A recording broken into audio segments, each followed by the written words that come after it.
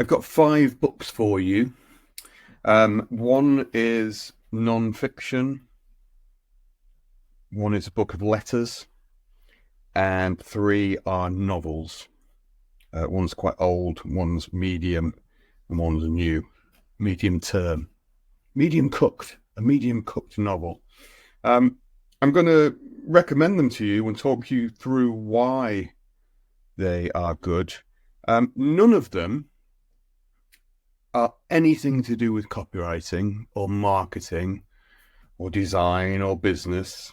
But I think they're probably going to teach you more about copywriting, certainly from a stylistic point of view. And that's what I'm interested in this week. So let's look at them. Welcome to The Fix. Sit down with copywriting experts Nick O'Connor and Glenn Fisher as they review, discuss, and improve real-world copy sent in by you. This is The Fix.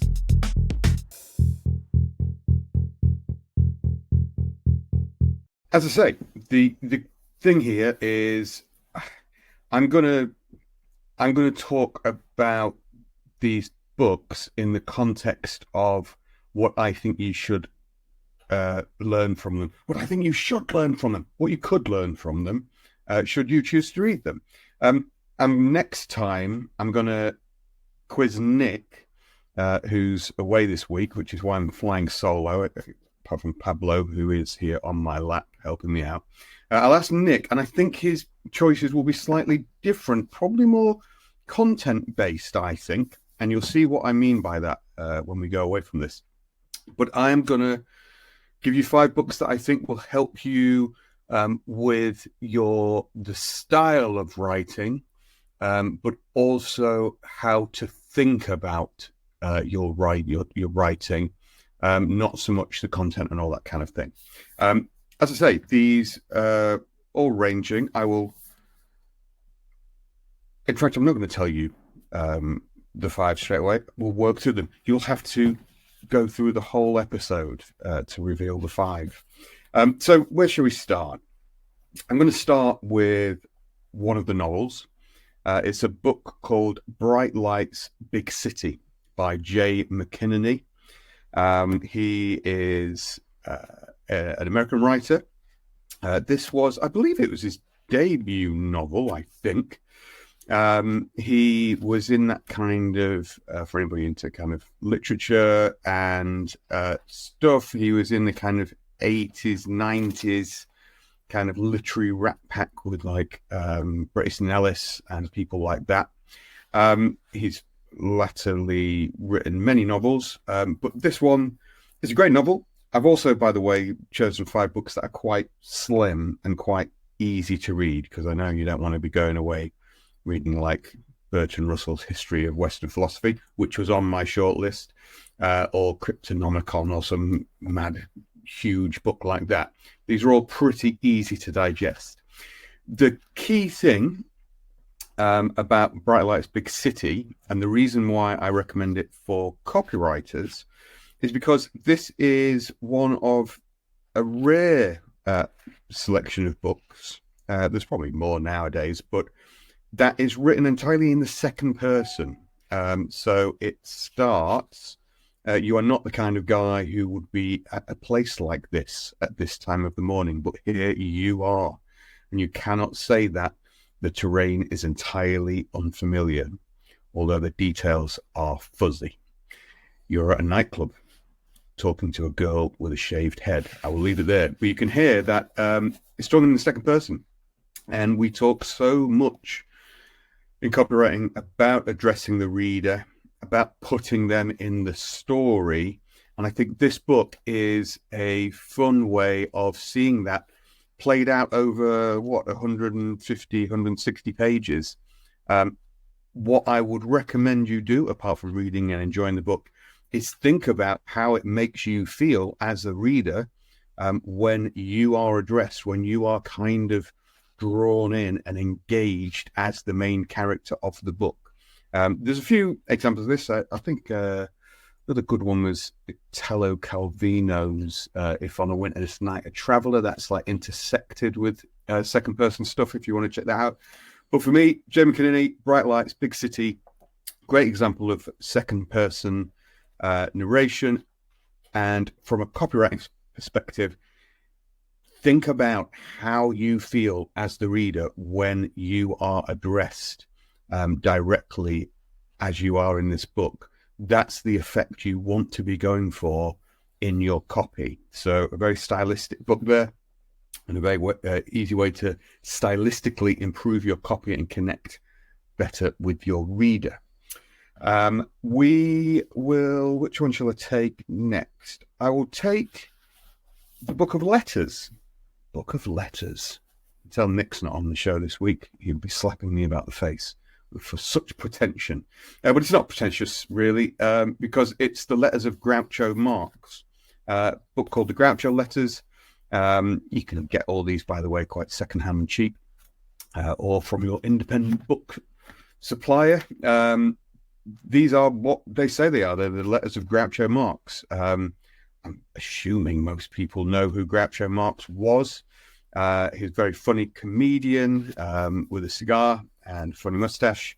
And he was a genius, really. He's a comedy genius. So I love it for the comedy. This book was very influential on me when I started writing. However, from copywriting, so it's just a very funny. His letters are as funny as his written work, as the films that the Marx Brothers created. But the reason I recommend it as a copywriting book is because what is at work all the way through these letters are it's structurally unexpected moments that arrest you as a reader. And I think we don't often think about that as much as we should as copywriters. I'm very big on the physicality of reading, of making your reader lean into you, surprising them, like physically moving them about, and how your words can do that. I believe there are great examples. I'm a very very emotionless person, as people will describe me. I kind of don't laugh. I'm not often moved. I don't often laugh out loud at stuff that I'm reading, even if it's very funny. But so when I do, my threshold is quite high for that. When I am shocked, when I am moved by a piece of writing, when I am prompted to laugh out loud, I'm very interested in what has made that happen. And throughout these letters, there are moments of unexpected turns, narrative flips, little kind of shimmies, little fakes, as you'd say if you were describing in American football team terms. But there are loads of moments of that, and I think it's really useful, and I found it very enlightening reading this. I read this as I was just coming out of studying creative writing and going into studying copywriting. So it was kind of a weird bridge. When I discovered this, it was a weird bridging moment, and I think it's helped me a lot. And I often dip in again, read a couple of the letters again. Very easy to dip in and out of. Very easy to read. I won't probably read it all as a narrative.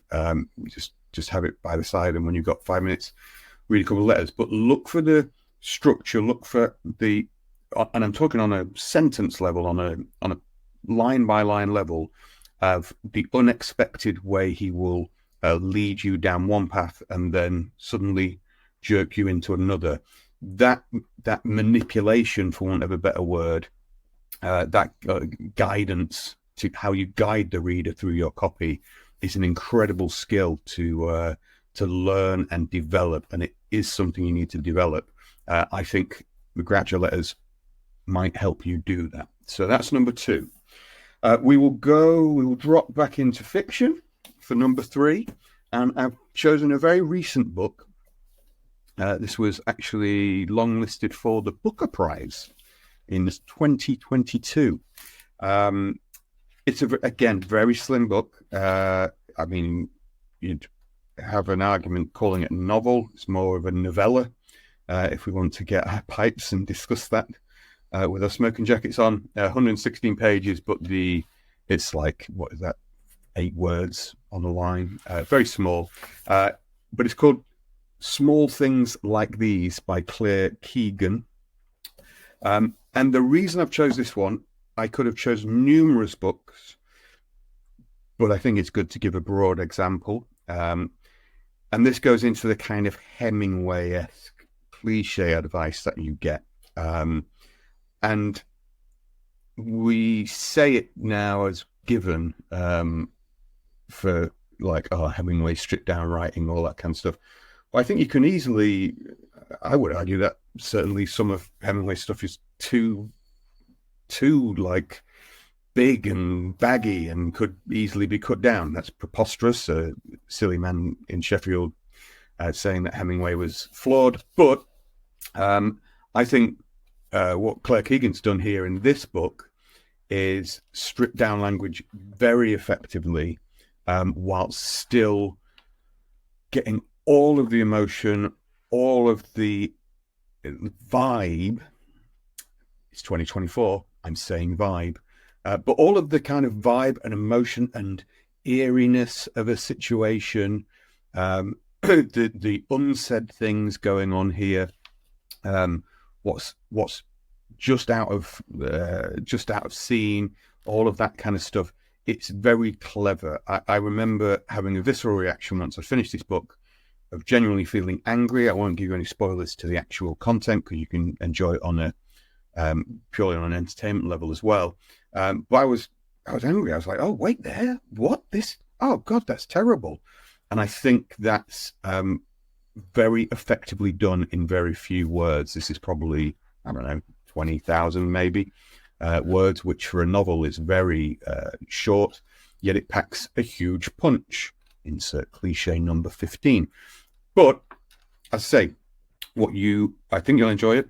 I think it's a very strong novel, but from a copywriting perspective, what I'd recommend you think about while you're reading this is the sparseness of language, but that doesn't mean you lack the depth or the how full of ideas and thought and emotion it is just because you're using fewer words. So often it's a criticism we often offer when we are reviewing copy, that people think that short sentences,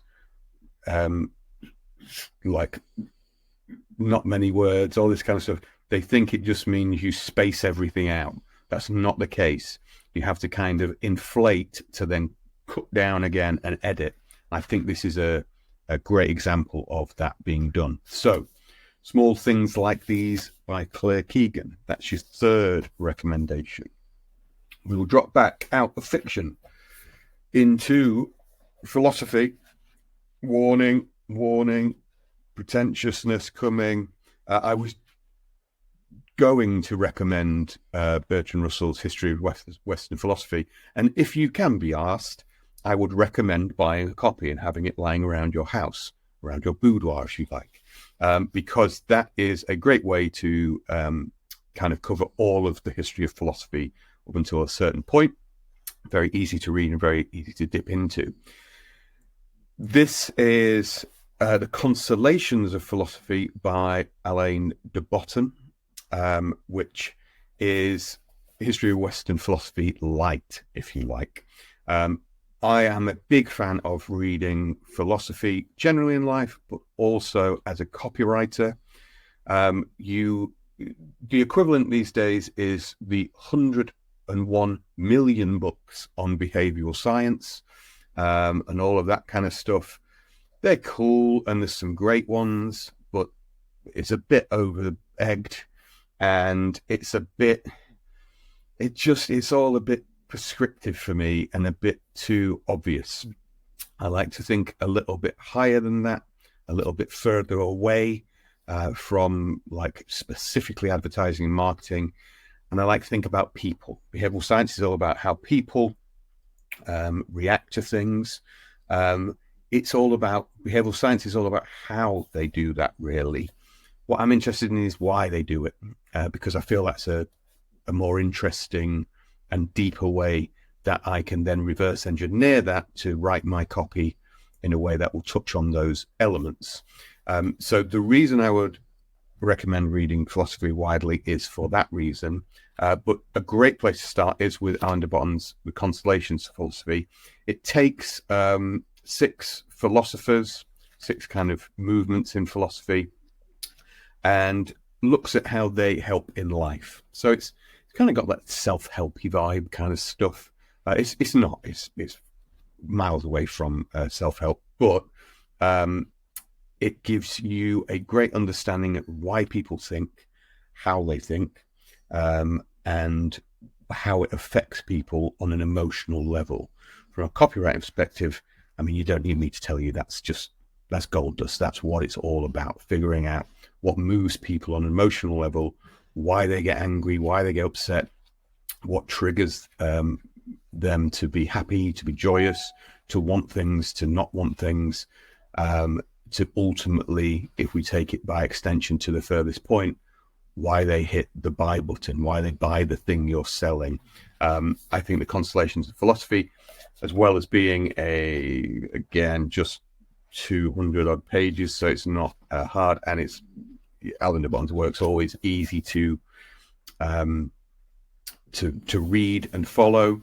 I think that's a great way of getting in there. So Constellations of Philosophy. If you want to go hardcore, the title is actually named after another book on philosophy called Constellations of Philosophy, who I forget the name of. It begins with B, but it's like an old medieval philosopher who was stuck in prison or something. I've got it somewhere.